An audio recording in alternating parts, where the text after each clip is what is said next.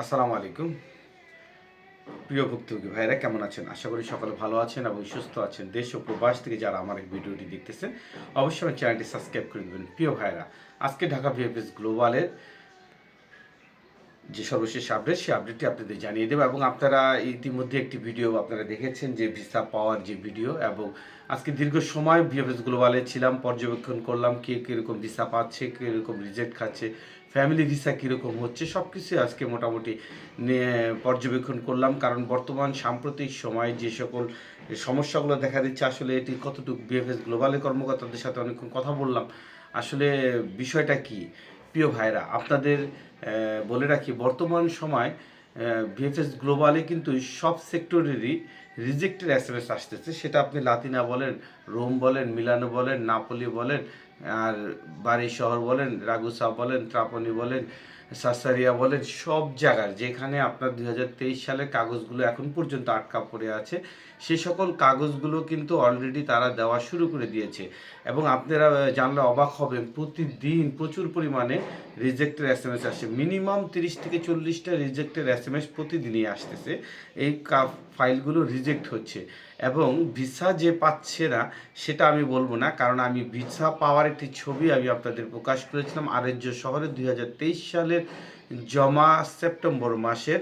আজকে যে ভিসাটি আপনি দেখেছেন 180 দিনের ভিসা পেয়েছে ভাইটি, এবং দীর্ঘ 3টি বছর অপেক্ষা করার পর আজকে সে ভিসা পেয়ে কান্নায়, মানে আবেগে সে কি বলবো, সে যে কি পরিমাণ সে কান্না করে দিয়েছে অলরেডি ভিসা পেয়ে। আসলে এটাই হচ্ছে আবেগ, কারণ একটা মানুষ যখন দীর্ঘ 3 বছর অপেক্ষা করার পর ভিসাটা পায়, তার সে আবেগটা সে ধরে রাখতে পারে না। এবং তার বাবা ছিল সাথে এবং তার মাধ্যমও তার সাথে ছিল। হয়তো তার পারিবারিকভাবে বা চাচা এরকম কেউ হয়তো তার ভিসাটা করেছে, কাগজটা দিয়েছে। যাই হোক, আসলে ভাইটির জন্য শুভকামনা। কারণ আজকে ভিএফএস গ্লোবালের যে পরিস্থিতি আপনাদের বলবো, আসলে সেটা বলার মতো না। কারণ আজকে রিজেক্ট, আমি অনেকগুলো রিজেক্টের কাগজ আজকে দেখেছি, যারা রিজেক্ট খেয়েছে, যাদের দীর্ঘ 2.5 বছর, 2 বছর, 3 বছর অপেক্ষার পর আজকে তারা রিজেক্টের এসএমএস পেয়ে রিজেক্টের কাগজ কালেকশন করতে গিয়েছে। আর আরেকটি বিষয় আপনাদের বলে রাখি, আমার মাধ্যমের একটি কাগজ রিজেক্ট ছিল।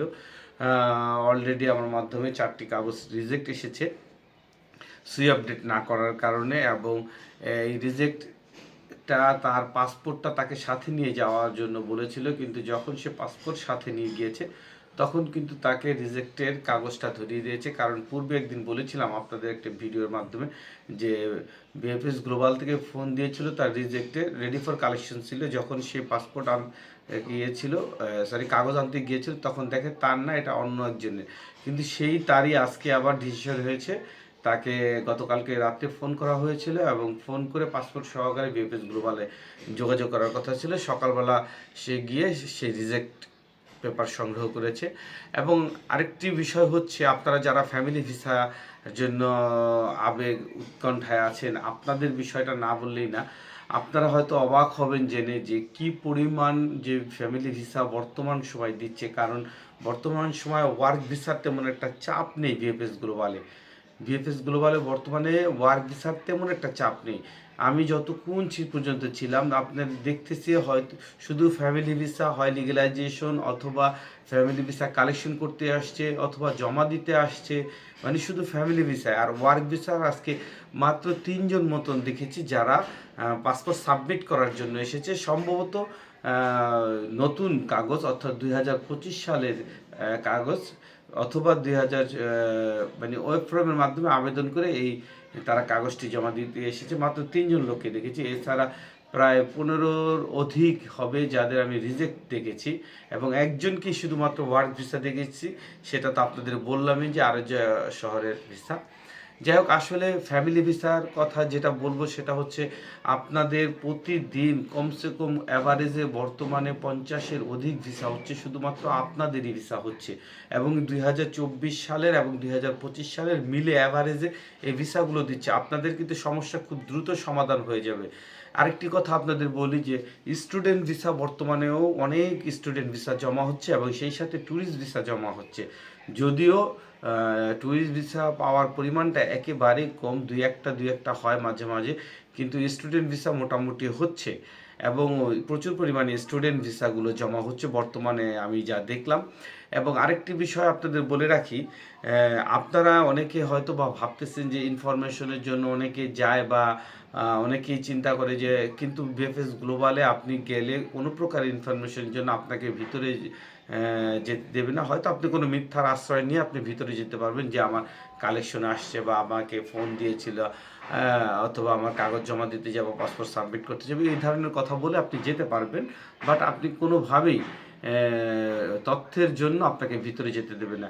এবং আপনাদের রেডি ফর কালেকশন আসলে যেইখান থেকে আপনারা পাসপোর্টগুলো জমা করেছিলেন, আপনাদের রেডি ফর কালেকশন আসলে আপনাদের সেইখান থেকেই কিন্তু পাসপোর্টগুলো কালেকশন করতে হবে, অথবা আপনার রিজেক্টের পেপারটা আপনাকে কালেকশন করতে হবে।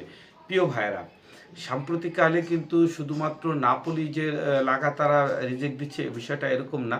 অন্যান্য শহরগুলোতেও এখন রিজেক্ট দেওয়ার শুরু হয়ে গিয়েছে। তবে নাপোলির রিজেক্টটা বেশি হওয়ার কারণ হচ্ছে, আপনারা জানেন যে নাপোলি শহরেরই কোঠা সবচেয়ে বেশি ছিল এবং প্রচুর পরিমাণে কাগজ এখনও বাকি থাকার কারণেই কিন্তু এগুলো রিজেক্ট হচ্ছে। আরেকটি বিষয় বলি, 2023 সালের শুধু আগস্ট সেপ্টেম্বর না, বর্তমানে কিন্তু গতকালকে থেকে কিন্তু অক্টোবরের অলরেডি রিজেক্টের এসএমএস আসা শুরু হয়েছে। যারা আপনারা অক্টোবরে এখন পর্যন্ত অপেক্ষায় আছেন, আপনারা ইনশাআল্লাহ অতি শীঘ্রই অক্টোবরের এসএমএস আপনারা পেয়ে যাবেন। হয় ভিসা নয় রিজেক্ট, তবে রিজেক্ট হওয়ার সম্ভাবনা 98%, 2% সম্ভাবনা আছে ভিসা পাওয়ার। এটা হচ্ছে শুধুমাত্র নাপোলির কথা আমি বলতেছি, এবং অন্যান্য শহরের কিন্তু ভিসা হচ্ছে, সেটা কিন্তু আমি প্রমাণ দিয়েছি আপনাদের। অতএব আসলে আপনারা অনেক সময় অনেক কথা বলেন, আসলে এত প্রশ্নের জবাব দেওয়াটা আসলে এই না। তবে 2026 সালে যারা আপনারা আবেদন করতে পেরেছিলেন এই জমা থাকা অবস্থায়, তারা ভাগ্যবান। আর যদি না করতে পারেন, তাহলে আসলে একটি বছর সময় লস হবে। এবং আপনাদের যে দুইটি ওয়ে আমি নেক্সট ভিডিওতে গত ভিডিওতে আমি যে দিয়েছিলাম যে